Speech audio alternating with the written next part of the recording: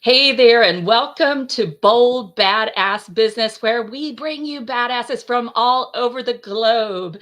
And they are here to train you, to teach you, to uplift you, to support you in your business journey. And you all, I have to tell you that today I'm super excited because I have a guest who matched with me. Yes, we match. We did not plan that, but we pulled out the royal blue. And I think that's a great sign that we're on the same wavelength for you today. And this guest is Jesse Cruz. I heard Jesse Cruz speak at the Connected Leaders Academy, and I very much identified with the story he shared about his father. And Jesse is a person who doesn't wait around.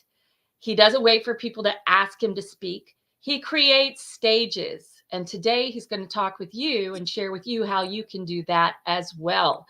So, welcome, Jesse, CEO of Merge Worldwide. We're happy to have you. Thank you for having me, Dr. Barnsley. I appreciate it. Well, listen, let's have a good time because I know you're in between European trips, right? Right now, yes. Okay, so let's start by making everybody jealous and tell them about the retreat you had in Italia, and then tell them about where you're going next. Yeah, so my wife and I, we had a retreat that we host called the Legacy Retreat.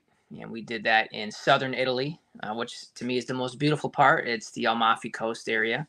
And that was Mhm. beautiful. And when we do trips and create stages and events and experiences for entrepreneurs, as a family, what we'd like to do is go ahead of time and create more memories. So on our way to Italy, we stopped in Paris. It's been my wife and daughter's dreams to see the Eiffel Tower. We got to see it all lit up.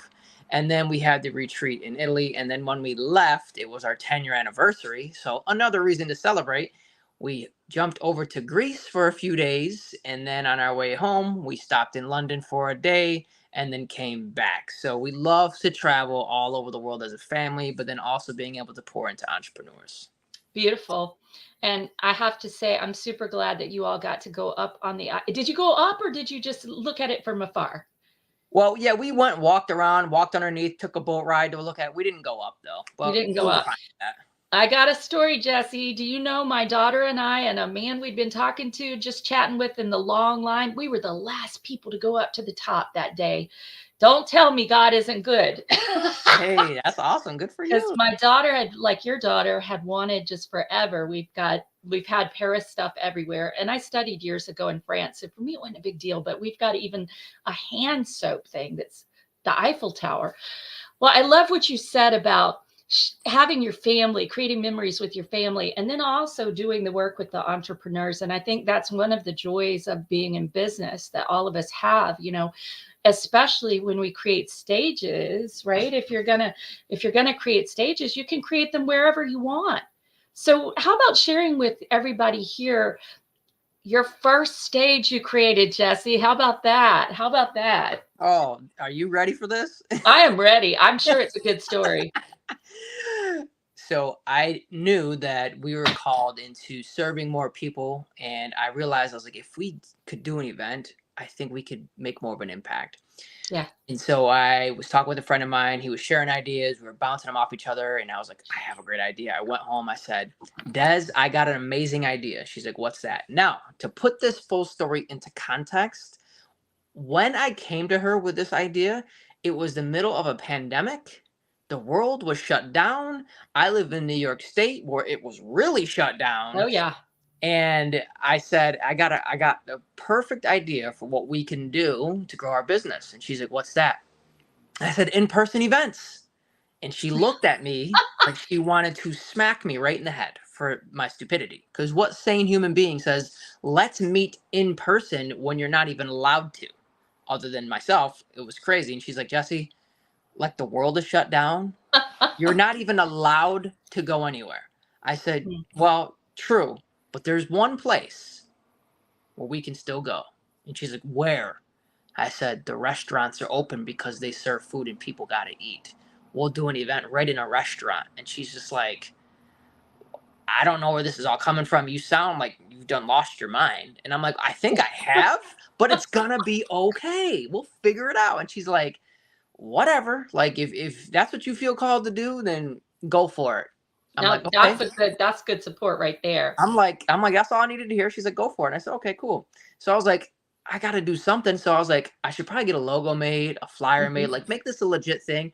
I don't have a logo. I don't have a flyer. I have nothing. And I don't know how to make any of those things. And so I'm like, all right, I got to figure this out. So I did what any entrepreneur do. I start asking.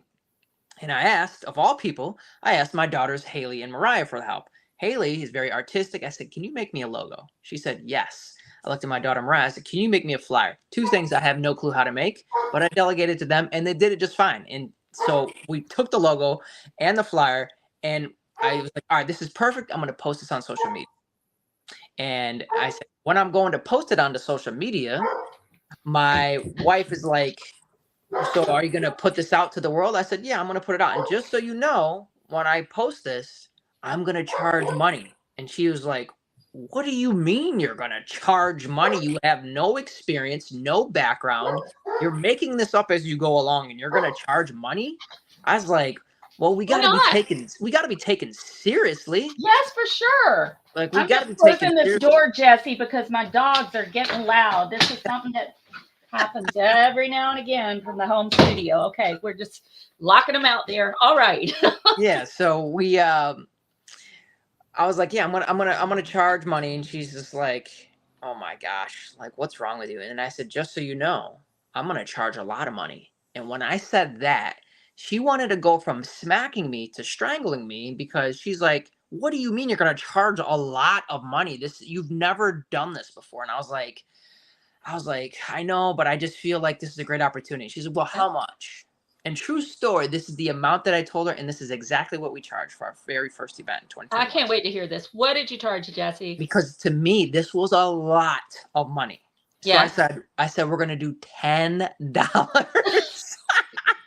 And my wife, she almost has a heart attack. She's like, are you kidding me? No one. She's like, you're really gonna charge people money to hang out with you? That's what she said. You're gonna really charge them to hang out with you? I said, well, we're not just hanging out. I'm gonna provide value too. She's like, that's too much. I said, do you think I Yep. should do 5?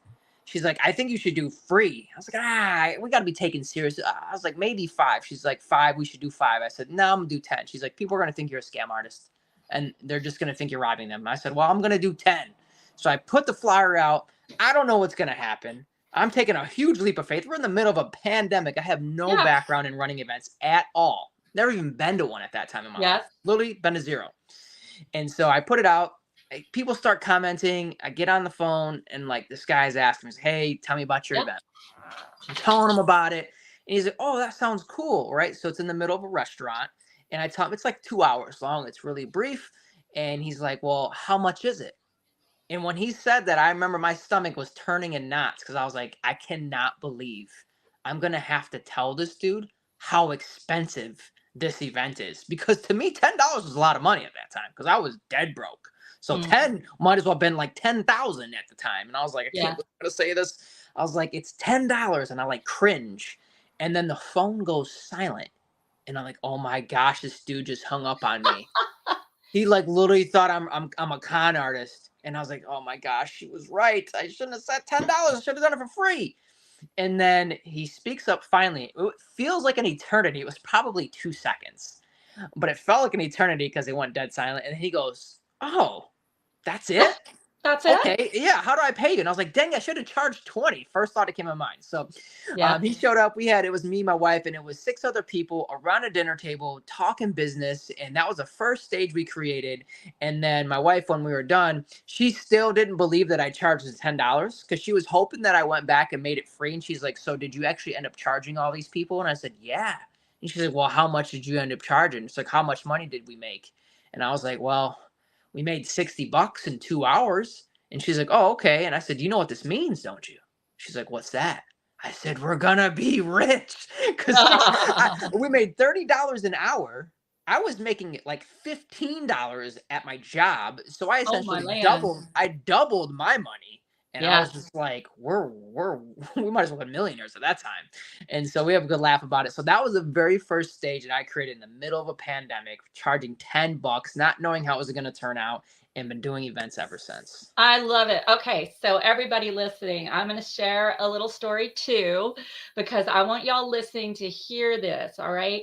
So it's not about how much, it's just freaking get started. right? Follow your calling. And that's what I hear from your story, Jesse, is that you felt led to do this, you know? And then you felt you had that number in your head. So you're like, yeah, let's just start. Let's start. And you didn't back down. You didn't offer it for free. And we all know that when we offer something for something, then people at least are investing in that, whether it's paying the shipping and handling on a book that you give them, or it's coming to an event, you know, a dinner like this, or coming to something else. But I remember sitting in meditation right after, literally like around March 15th, when things had just shut down in North Carolina, and saying, okay, God, what should I do here? Because, and I wasn't afraid, Jesse. I was just like, you know, I teach hands-on Reiki method of natural stress and pain relief. I do mostly that, and business seminars in person. So what do you want me to do? And the answer was, you're going to start the mastermind you've talked about for 10 years and you never did it. And like you, Jesse, I decided, I said, okay, it's going to be a month-long program. It was a Tuesday. I said, okay, I want to have at least 11 people in there. I want to start next week, and I'm going to charge $199 for the month. That was, you know, and there was tons of stuff offered within that. And that's what I decided. And by Monday, I had 13 people in there. But I made the decision. I just chose the number and I got going. And now it's significantly more than that to work with me. And it's also a 12-month program. And I give people that 13th month free. But you know, it's gone from that one little month that was standalone to this big thing. And I know you have that story as well, because they're that humble beginning in a restaurant in the middle of a pandemic at $10, and now you're taking people on international retreats. So it's great to share that. I'm getting chills because so many people think that we just get where we are really fast. And sometimes it is kind of fast, but usually it's from a lot of step by step, like baby step by baby step. So tell us some of the steps that you took to create these stages, because I know there are people listening who are like, well, how would I do that? Okay, I could get a restaurant, but what else do I need to do? Yeah, so one of the best things I think anyone can do is like, so after we did the event, I look at my wife, I said, we need to do this again. And Hmm. she's like, oh, here we go. Like, this dude is crazy, but I'm gonna support him along the way. And I'm so I married to said, him, so I'm going to support him. I will. she did, but I don't think she wanted to, but she knew she's gonna do it anyways because she wants to be a great wife, right? So she wants to be a great wife, even though she wanted to smack me through this whole journey. Okay, Yeah. every time she wanted to smack me, and so I said, all right, we're gonna do it. We're gonna do the next one. We're gonna extend it to 3 hours. And I Hmm. was like, you know, we're actually gonna get like a private room. You know, Ooh. it's gonna be a private room. I'm gonna hire a photographer. I'm gonna get like a backdrop. I'm having all these ideas. We're gonna have like guest speakers, right? Because the other one we just talked around a table. Now we're gonna have like presentations, and it's gonna be more. We're gonna double or triple. We only had 6 people. I was like, we got at least double or triple the amount of people in the room, and we're gonna make this bigger. And she's like, oh, that sounds cool. I like the vision, and that sounds great. And I was like, you know, I can't charge $10 for the second one if I'm adding all this stuff. And she's like, well, how much you thinking?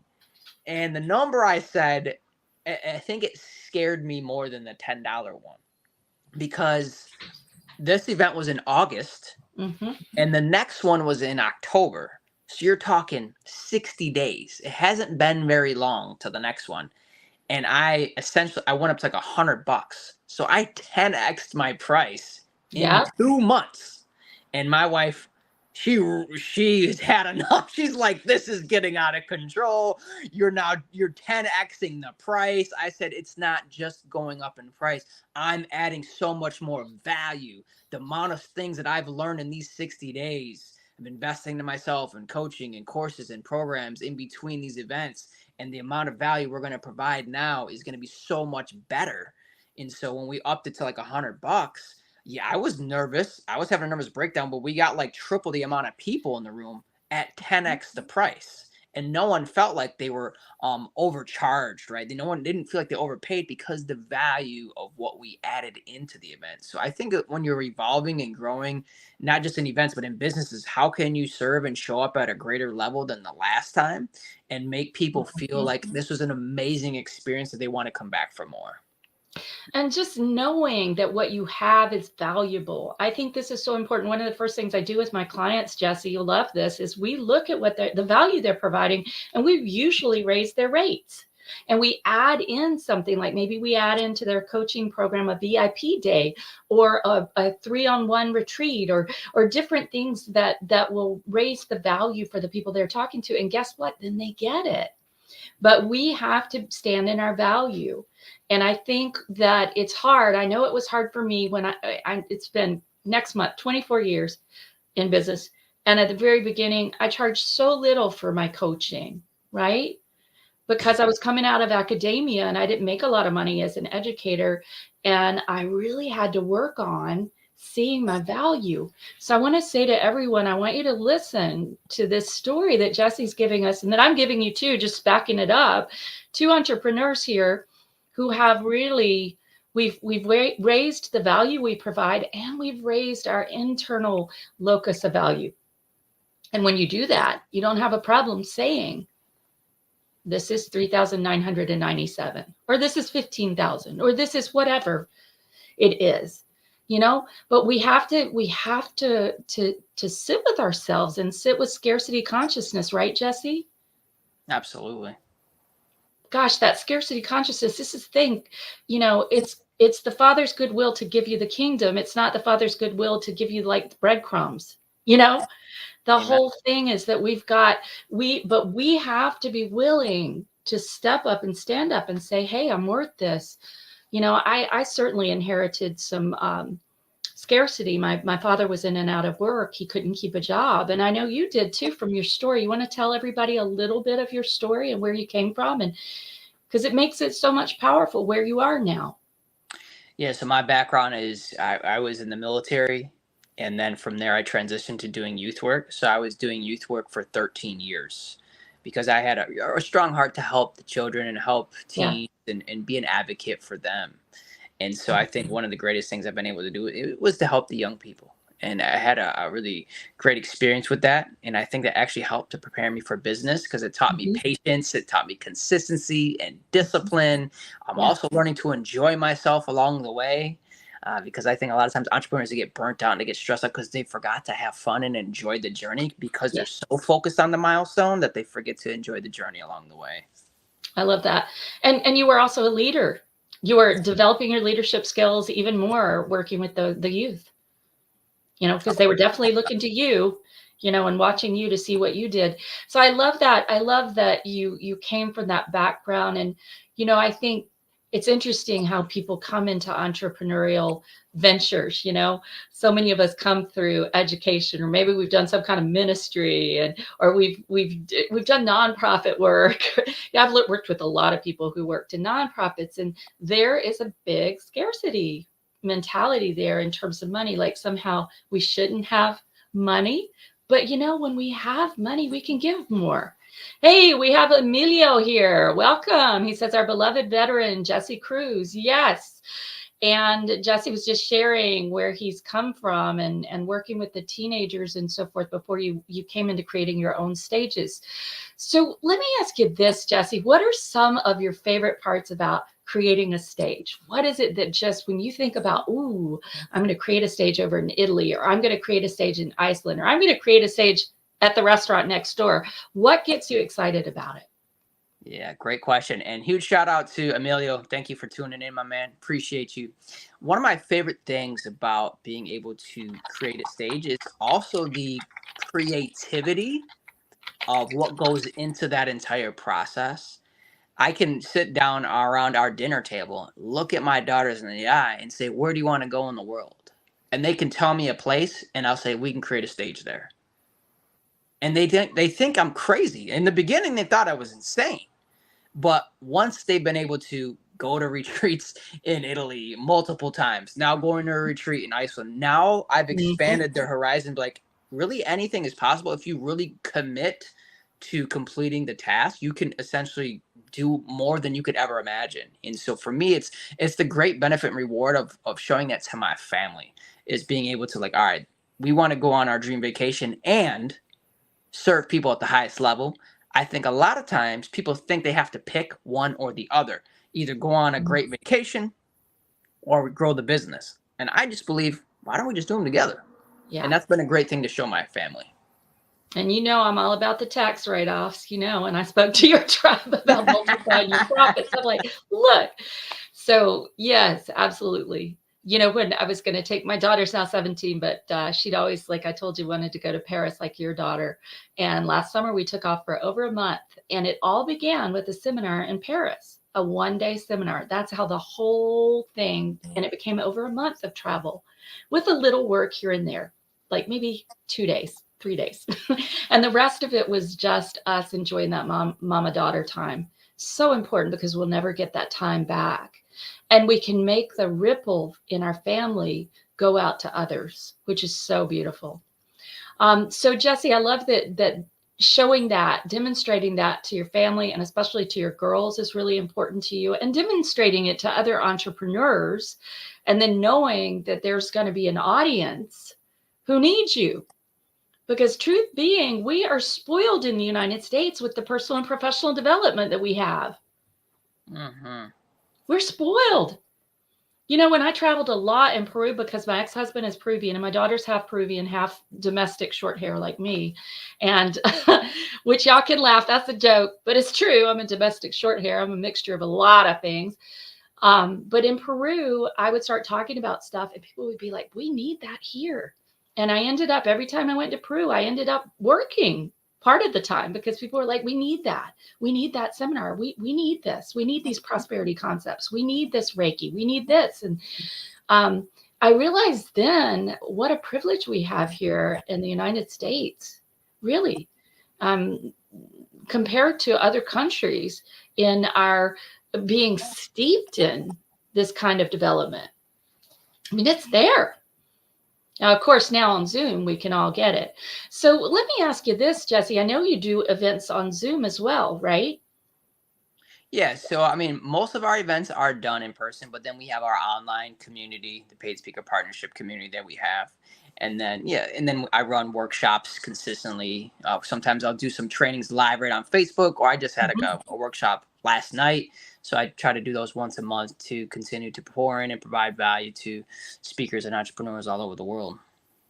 It's beautiful. So, but you still remain very committed to the in-person. So I bet somebody here like me is wondering, why the in-person? What do you think is so important about that? And I agree with you, by the way. I agree with you about that. I want to hear what you have to say. Mm-hmm. So, I mean, virtual is great, but there is no substitute for that in-person human energy. There is nothing, and we can get all is no matter how much AI and technology advance, they can never fully replace in-person human connection.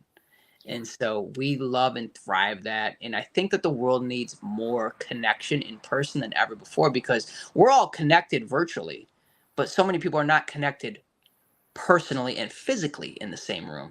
And I think that's just a huge gap. And with more technology advancing, I think that people are lacking that and desire it more than ever. I think it's very true. And there's nothing like going to lunch and sharing a meal, breaking bread in person with somebody sitting across from you, or just being in the room and feeling that energy of everyone in that room focused together. I agree so much. And so many people are leading lonely lives behind the computer. Yeah, for sure. Yeah. And being an entrepreneur can be lonely, you all listening. It really can. There can be moments where you're like, oh, crap, what have I committed to? And how am I going to have this happen? And like you say, Jesse, we have to ask for help. That was a great point. I hope you all heard him say that earlier. We got to ask, what do we do when we don't know what to do? Start asking people. Just start asking. Be vulnerable. Say, I don't know how to do this. Who do you know? And you may have it as close as your kids who were able to help you with the logo. Yeah. So Jesse, what have been, here's the fun on Bold Badass Business. We like to go into some of our full foibles and our failures, right?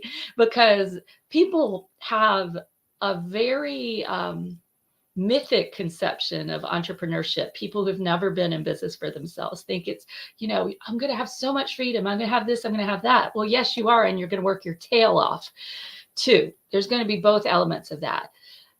So what are some of the failures or weaknesses that you've recognized in yourself, and how have you overcome those to become a better entrepreneur and a better dad, a better husband, a better, a better divine spark in the world?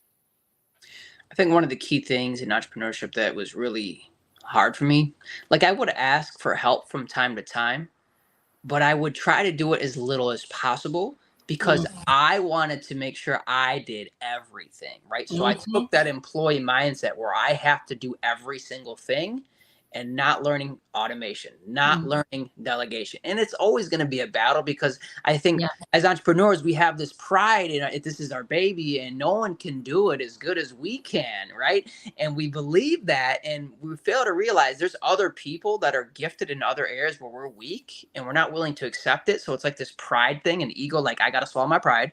I got to admit that I suck at this part of my business, and that's okay, but I need to ask for help from someone who can do it better than me. And so I think the more open that we become to just saying that this is not my area of gifting and reaching out for help, I think that is a great way to empower somebody else too, who is searching to fill the gap that what I have in my business. And so I think that's a continuous lesson that all entrepreneurs need to learn and relearn is like, how can I delegate this to someone else? Love it. Yes. And yes, and delegate it effectively in such a way that they really get it and they can pass it on, creating a systems manual, creating processes, your standard operating procedures, all of that so that it becomes easy even if that person leaves your business. Maybe they were employed by you, they leave your business, you have somebody else to step in, just creating it in a good way. I love that point. And I think also, as we approach it, we have perfectionism a lot of times too. You notice me laughing, that means I've got it, right? And you spot it, you got it. And I definitely, like, oh God, that's so perfectionistic. But perfectionism really, really, really can impact us negatively, can it? It'll hold us back. And by the way, oh wait, I have to say, Maria, oh my God, it's so good to see you. This is somebody I went through transformational leadership with you with. Love you, girl. Thanks for tuning in. Happy that you joined as well. All right, Jesse. So what the heck do we do when we're trying to be perfect? You have your wife who wants to smack you. That definitely helps. That definitely helps. He's like, get a grip, man. What do we get to do when that perfectionism comes in? It's What do we such a remind ourselves of? yeah, it's a challenge, and I think the perfectionism is also it's also an ego thing Oh yeah. because we want the world to think so highly of us that we I think perfectionism and procrastination are like cousins. Oh yes. They're on the same wavelength. So people Mm. who are procrastinating are also being perfectionists. Perfectionists are also procrastinating because we have this idea that perfection even exists, and it actually doesn't when it comes to being a human being because we're all just flawed individuals trying to make it as best as we possibly can. I think perfectionism, it's a dangerous slippery slope that we can Yeah. fall down very easily. I'll use the example. I remember when I was writing my first book, I went to perfectionism to the point where it took like a year longer than it was supposed to. So I took an additional year trying to perfect it and make it better. Now, I'm not saying that you shouldn't put out high quality. I believe high quality is very important. But to the Mhm. point where I was doing that to delay judgment. Mm. And because I didn't want people to think negatively or poorly of me. And then I also delayed it for a year because I really wanted to fix every single thing, which, yeah, okay, I get it.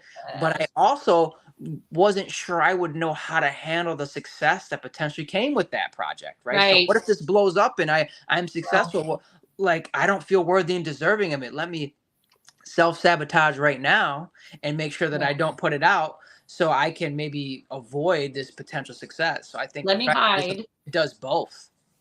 That's so powerful, and I totally identify. I've got this children's book I've finished, and I'm still doing those revisions, even though I've got all the endorsements and I'm hearing this. It's like, just get the thing done, right? That's why we have second editions and third editions and fourth editions, right? We can go back.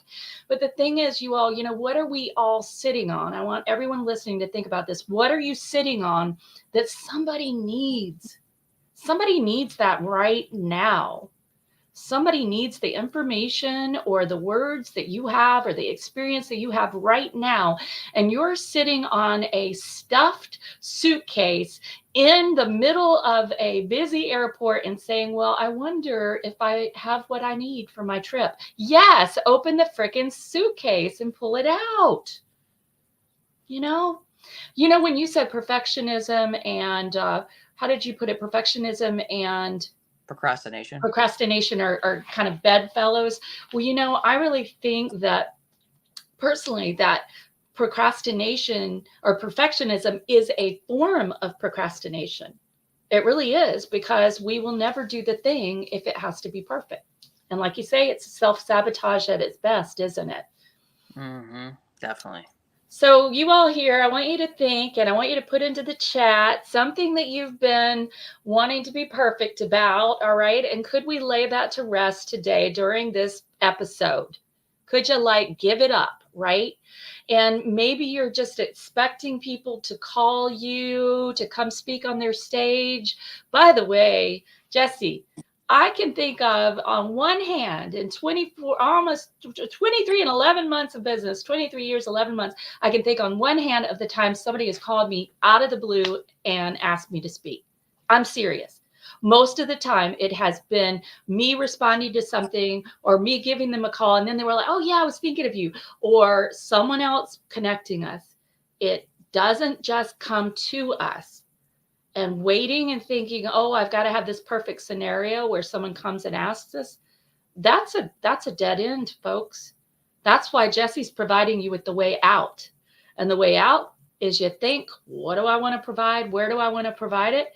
And you create your price and you get going and make a stage, make an event. Definitely. For sure. Whatever size event.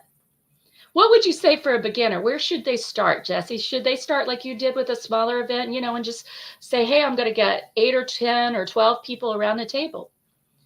Yeah, I mean, it's really understanding, your level of your network and your influence, Yeah. right? So if you have a massive network that you built up a lot of good rapport with, you could maybe go bigger. But if that may be intimidating for you, yeah, start in a restaurant, invite 10 to 20 people, see how many people you can get, charge a small fee just to begin with. Just you got to charge something, right? Yeah. Just get going. But you'd be surprised. And I think that was one of the things, like, I knew that I should have been doing events a little bit sooner than I did, but I was scared. And because I was like afraid that it might not work, I was like, what if it doesn't work? What if it goes wrong? And then that played in my head. So that pushed it back further and further and further and further, as most of our greatness is waiting for us on the other side of fear. That's what it was for me. Once I decided to go past the fear, then I could step into my greatness. Whoa, I'm putting that in here. This is a gem. Most of our greatness is waiting on the other side of fear. Whoa.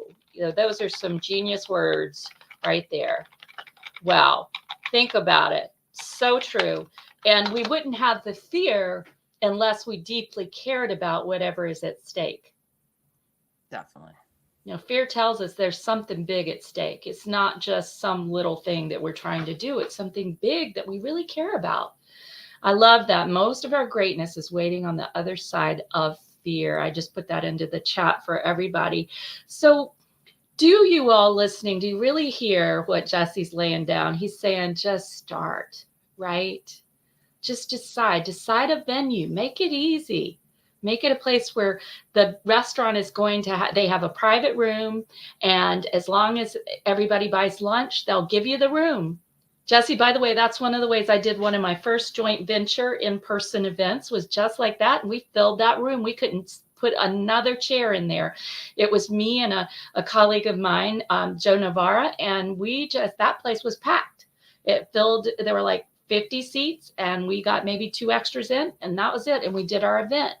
So just start, decide the venue, decide what you want to offer, what is the result you want people to take away, and decide on what you'd like to charge, and then begin to share it. And where did you share it, Jesse? Where did you market it? I marketed on social media, on Facebook specifically. That was the only place I advertised it at all.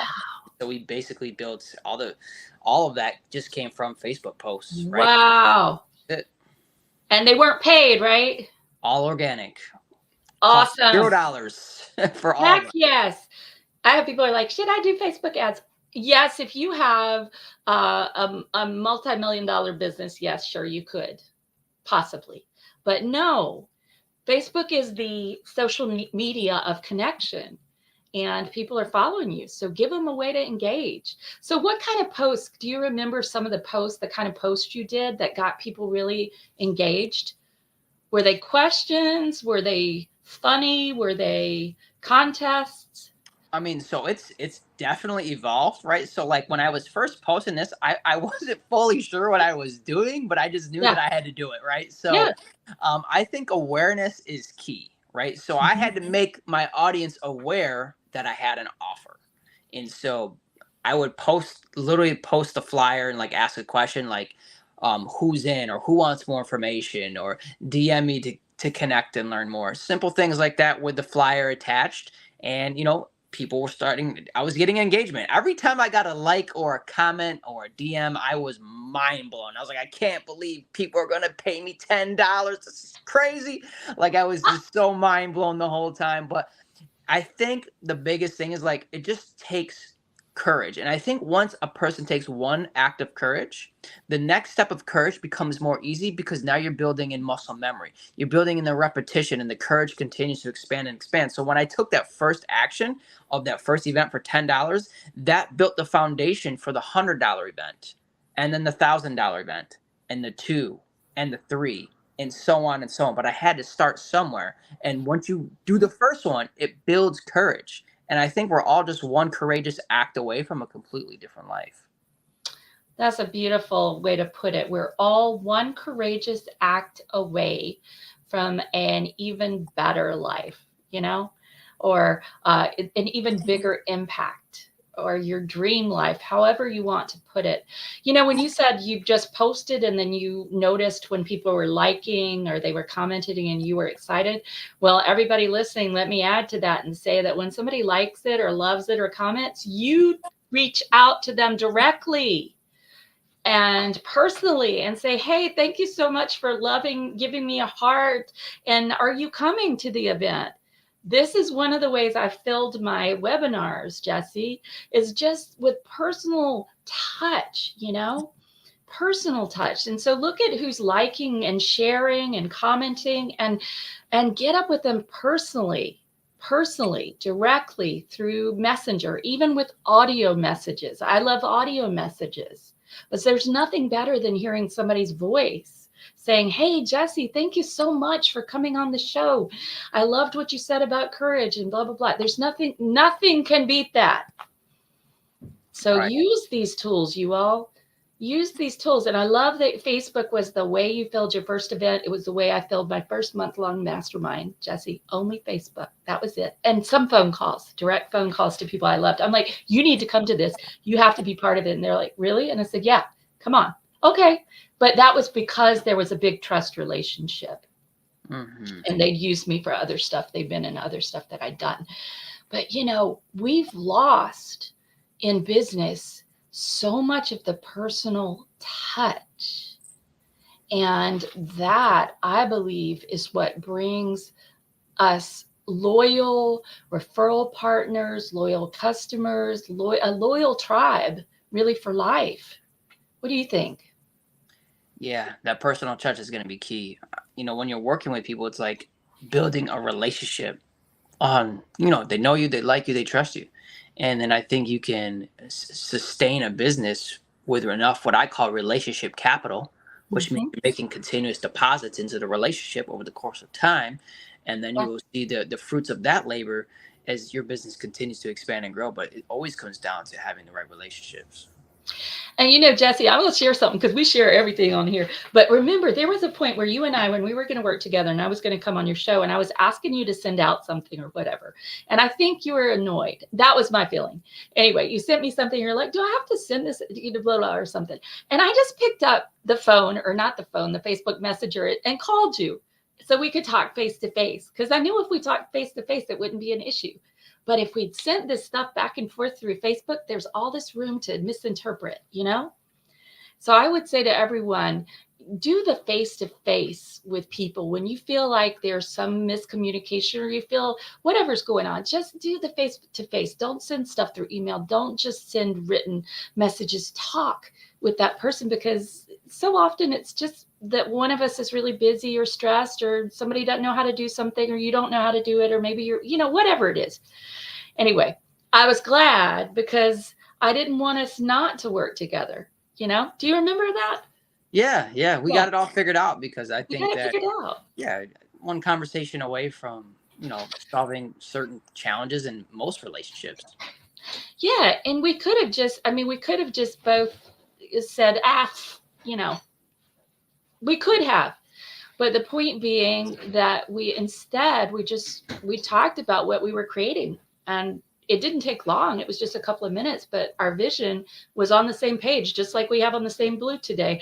And I think that's so important, because I don't know about you, but I've noticed people are very reactive these days. Have you noticed that? Mm-hmm. Like super reactive. Like even just driving, people are reactive. Oh my God, you didn't let me in. They'll flip you the bird or whatever, or scream at you. You didn't let me, whatever. You're going too slow. They'll beep really hard. There's just a lot of reactivity in our world. And it's a way that we can diffuse it, to come to a common vision and move forward from there. And when you were talking about your wife, you enrolled her in your vision, and she made it hers too. Even though she had some doubts, she made it hers as well, which is huge. She took the leap of faith with you. She did. Because I was dragging her either way. And I know she's happy she did, right? Yeah, absolutely. She absolutely is. But, again, she could have, you said laughingly, she wants to smack me, sometimes, but she could have just said, hey, you do this, we divorce, right? But you all figured out, you enrolled her in a vision and you went forward.